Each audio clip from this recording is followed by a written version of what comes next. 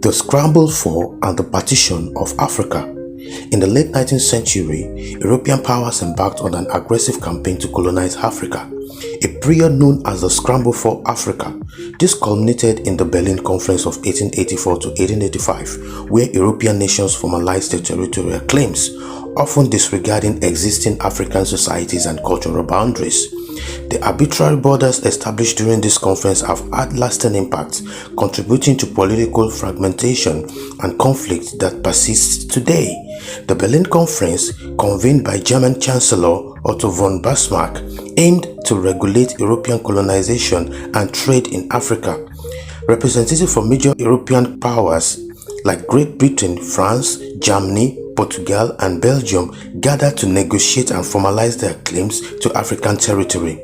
Notably, no African representatives were present, and the decision made paid little heed to the continent's diverse ethnic and cultural landscapes. The conference established that European nations' claim to African territory will be recognized only if it notified other powers and established an occupying force on the ground. This led to the partitioning of nearly 90% of Africa among European powers by 1914, with only Liberia and Ethiopia remaining independent. The borders drawn during the Berlin Conference often ignored existing ethnic, linguistic, and cultural divisions, leading to the arbitrary division of communities and forced amalgamation of disparate groups within new colonial territories. These artificial boundaries have been a source of tension and conflict, as they did not reflect the realities of African diverse societies. To address the legacy of division and work towards a more unified Africa, several steps can be considered.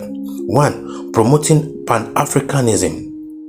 Fostering a sense of shared identity and solidarity among African nations can help break divisions.